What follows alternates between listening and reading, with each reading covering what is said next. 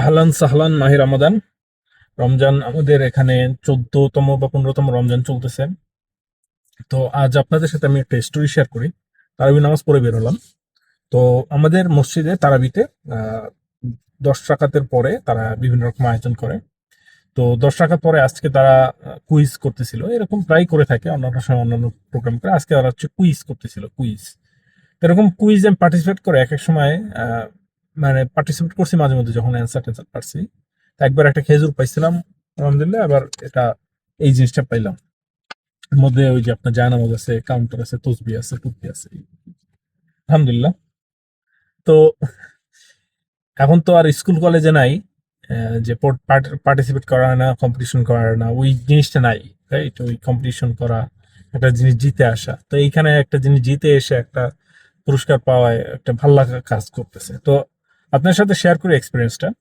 এক্সপিরিয়েন্সটা শেয়ার করতেছি এই কারণে যে আমি জাস্ট এটার একটা মানে ব্যাকগ্রাউন্ডটা শেয়ার করব, এবং এর মধ্যে কিছুটা শিক্ষা আছে, আমি সেটা বলে আমি আজকে ব্লগটা শেষ করব। তো আজকে প্রশ্নটা ছিল, যে প্রশ্ন উত্তরটা আমি দিয়ে এই পুরস্কারটা পাইছি, সেটা ছিল যে আজকে টপিকটা ছিল আলী রাদিয়াল্লাহু আনহু। আলী রাদিয়াল্লাহু আনহু নিয়ে বিভিন্ন ধরনের প্রশ্ন ছিল, যেমন আবু তুরাবা কাকে বলা হয়। হ্যাঁ, তারপরে এরকম। তো আমাকে যে প্রশ্নটা করা হয়েছিল, বা প্রশ্ন সবাই করছে, আমি হাত তুলছি, যে প্রশ্নটা যেটা করা হয়েছিল সেটা হচ্ছে যে আম,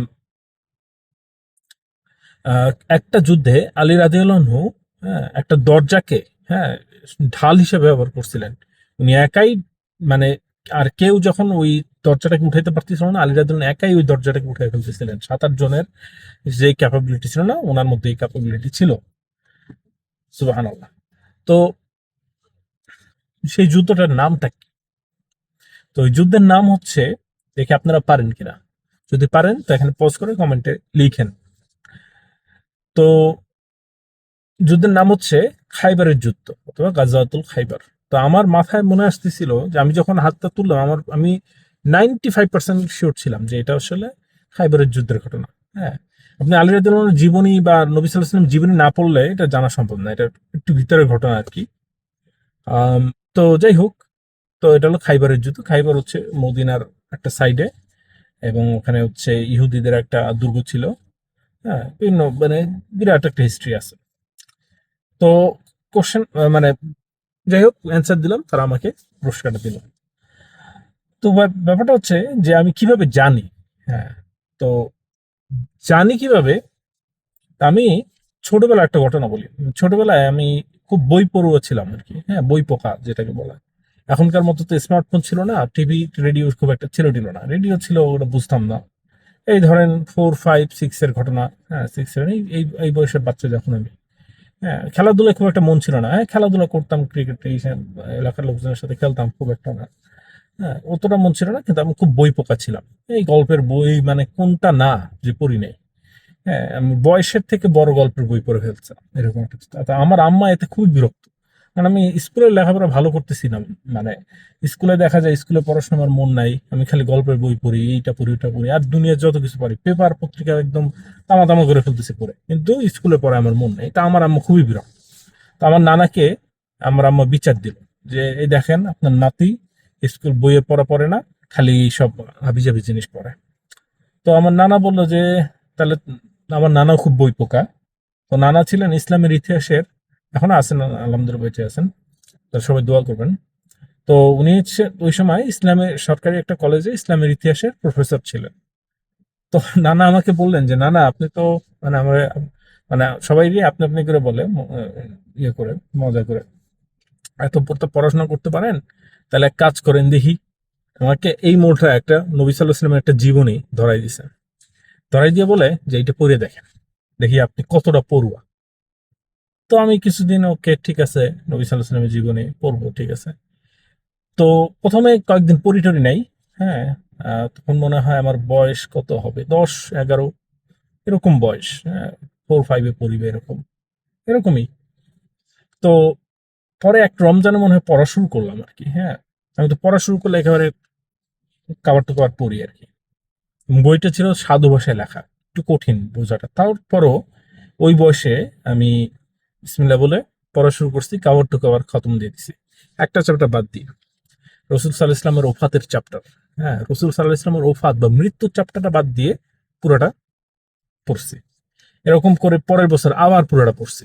হ্যাঁ, এবার পরের বছর এই করে আমি 3 না 4 বার আমি এই বইটা পুরা কভার টু কভার পড়ছি।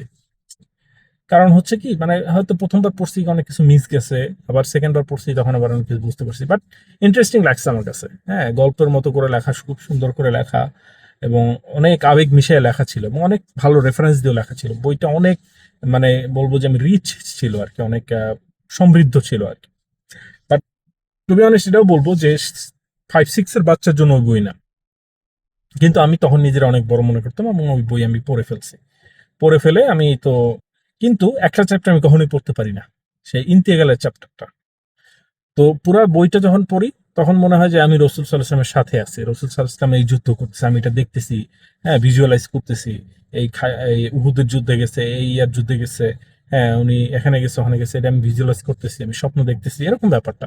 হ্যাঁ, এরকম ইন্টারনালাইজ করে ফেলছিলাম ব্যাপারটা। কারণ আমাদের সময় তো ধরেন এই টিভি, বিশেষ করে আমাদের বাসায় টিভি ছিল না, আব্বা টিভি পছন্দ করতেন না, মানে ওই সময় ছিল না, পরে আসছে। বাট ওই সময় টিভি টুভি ছিল না, সো যেটা হয়তো কি আমরা ওই কল্পনা শক্তির উপরে অনেকটা নির্ভর করতাম অনেক কিছুর জন্য। হ্যাঁ, জিনিসটা ভিজুয়ালাইজ করার জন্য আমরা অনেক কল্পনা করতে পারতাম। এখনকার বাচ্চারা তো ওটা করতে পারে না, কারণ এখন তো স্ক্রিন ইত্যাদি ইত্যাদি করে বাচ্চাদের কগনিটিভ ইয়া নষ্ট হয়ে গেছে পুরো। কিন্তু ওই সময় আল্লাহ রহমতে এই যে করতে পারতাম, যে আমি চিন্তা করতেছি যে রসুল সাল্লাহ ইসলাম এই তায়েফের মধ্যে দিয়ে হেঁটে যাচ্ছে এই সে। হ্যাঁ, কিন্তু একটা জিনিস আমি পড়তে পারিনি, যেটা বললাম যে ইন্তেকালের চ্যাপ্টারটা আমি কখনোই পড়তে পারিনি। বাট পরে গিয়ে ক্লাস 7-এ গিয়ে, হ্যাঁ, আমার কারেজ হইলো যে না, এবার আমি পড়বো, এবং পড়লাম। এবং ক্লাস 7-এর বাচ্চা আমি, সুবহানাল্লাহ, আমি তখন মানে 2 চোখ দিয়ে আমার পানি পড়তেছে যে রসুল সাল্লাল্লাহু আলাইহি ওয়াসাল্লাম মারা গেছে, এর কিভাবে হয়, রাইট? যাই হোক, সুবহানাল্লাহ, তখন ইয়া ছিল, আল্লাহর এটা কদর। তো ওই জীবনীতে আমি ওই খাইবার যুদ্ধের গল্পটা পড়ছি, এবং তখন ওই আলী রাদিয়াল্লাহু আনহু এই বীরত্বের কথাটা আমার পড়ছিলাম, এটা আমার মনে আছে। এরপরে আমার আর তেমন জীবনী খুব একটা পড়াটা হয় নাই। আমি ইয়াসির কাদেরের লেকচারটা শুনছিলাম, দেন হচ্ছে আরো 2জন স্কলার লেকচার শুনছিলাম, বাট এরপরে আর কম্প্রিহেন্সিভলি আর জীবনী পড়া হয় নাই। তো অনেক ঘটনায় আমার মনে আছে, আবছা আবছা অনেক ঘটনায় মনে নাই। বাট জীবনী পড়ার সুবিধা যেটা হয়েছে, যে অনেক সময় কোরআন বা হাদিসের বিভিন্ন জায়গার রেফারেন্স ধরতে সুবিধা হয়। হ্যাঁ, তো কোরআনের এই জায়গাটা কখন নাজিল হয়েছে, কিভাবে নাজিল হয়েছে, কেন নাজিল হয়েছে, এই কনটেক্সটগুলো ধরতে সুবিধা হয়। তো এটা একটা ভালো একটা পর্যায়ে ছিল আমার লাইফে। আমি নিজেকে অনেক ধর্মীয় বা আমি নিজেকে অনেক রিলিজিয়াস বলি না। আমার মধ্যে অনেক ভুল ত্রুটি আছে, এবং আমি এখনো অনেক ভুল ত্রুটি করে থাকি, অনেক পাপে লিপ্ত থাকি, পাপীদের দেশে থাকি। হ্যাঁ, সো ইটস ভেরি ডিফিকাল্ট। হ্যাঁ, এখানে ইসলাম প্র্যাকটিস করা, আপনি যে ধর্মই বলেন, এখানে এখানে আপনি খ্রিস্ট ধর্ম প্র্যাকটিস বলেন, এই ধর্ম, আপনি যদি কোনো ধর্ম ট্রুলি প্র্যাকটিস করতে চান, ইটস ভেরি ডিফিকাল্ট এখনকার জমানায়। এর মধ্যেও আমি বলবো যে ওই যে ধর্মের যে ব্যাপারটা একটু একটু হলেও আছে, এইটা এর কারণটা হচ্ছে আমি ওই যে জীবনীটা পড়ছিলাম। হ্যাঁ, দেন হচ্ছে কোরআন হাদিস মোটামুটি ছোটবেলাতেই বাংলা অর্থ আমার আব্বা পড়াইছে। সো ওই কানেকশনটার জন্য এখনো হইলো, একটু হইলো আল্লাহর সাথে কানেকশনটা করা যায়, করতে পারতেছি। কবে যে এটা ছুটে যায় আমি জানি না, এটা আল্লাহর উপরে। হ্যাঁ, তো যেটা বলতেছি, যে এই যে এই গল্পটা আমার মনে আছে সেই ছোট 10 বছর, আমার এখন বয়স হয়তো 32। হ্যাঁ, 20 বছর আগে পড়ছিলাম। হ্যাঁ, পরীক্ষার জন্য পড়ি নাই, কোনো কিছুর জন্য পড়ি নাই, এমনি পড়ছি, ভালো লাগছে পড়ছি, এন্ড দেন মনে আছে। এরকম করে অনেক সময় অনেক ঘটনা এরকম রাসূল সাল্লাল্লাহু আলাইহি ওয়াসাল্লামের জীবনে ঘটছে, অনেক সময় অনেক কিছু মনে থাকে, মনে পড়ে। আমার ওয়াইফ যেমন অনেক সময় অনেক জিজ্ঞেস করে, তখন আমি বলতে পারি, তখন আমার ওয়াইফ জিজ্ঞেস করে তুমি এত কিছু জানো কেমনে? তো আলহামদুলিল্লাহ, এটা আসলে আমি জানি না, আল্লাহ আমারে মানে এই জিনিসগুলো শিখার তৌফিক দিছিল।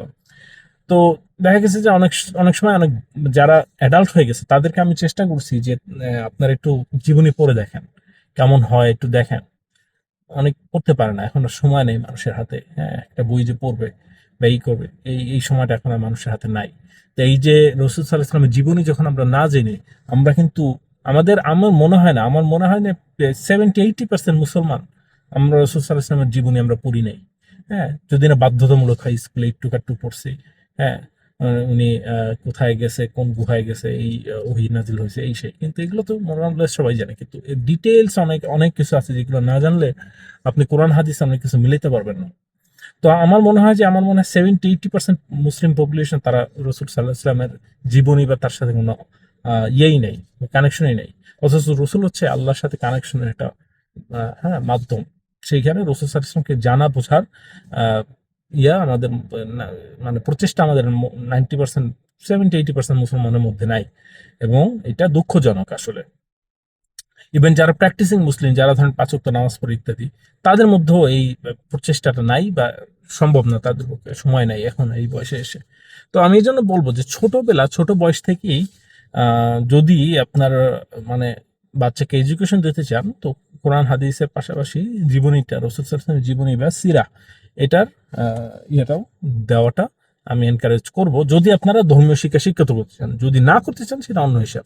হ্যাঁ, এখানে আপনি বাচ্চাকে জাস্ট মুক্ত চিন্তায় বড় হতে দেন, সে বড় হয়ে যেটা ভালো মনে করবে সেটা করুক।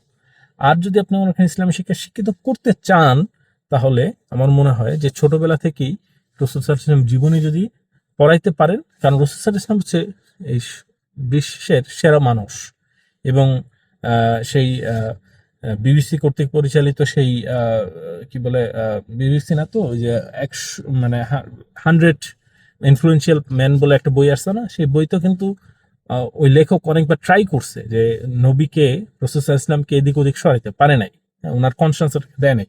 সো ইউনিলেটারালি সারা দুনিয়ার মানুষের কাছে, হ্যাঁ, যে যতই কন্ট্রোভার্সি থাকুক না কেন, রাসূল সাল্লাল্লাহু আলাইহি ওয়াসাল্লাম সারা বিশ্বের পৃথিবীতে, হ্যাঁ, 1 নম্বর মানুষ।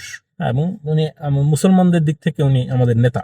তো তাকে যদি না জানি, তাকে যদি না চিনি, তাহলে তো আসলে আমাদের ইসলাম আর ইসলাম হবে না। হ্যাঁ, আমরা তো মুসলিম হব না, আমি মুমিন হব না, তাই না? তো যাই হোক, জাস্ট একটা স্টোরি শেয়ার করলাম আপনাদের সাথে। ভুল চুক হয়ে থাকলে ক্ষমা করে দিবেন। ভালো থাকবেন।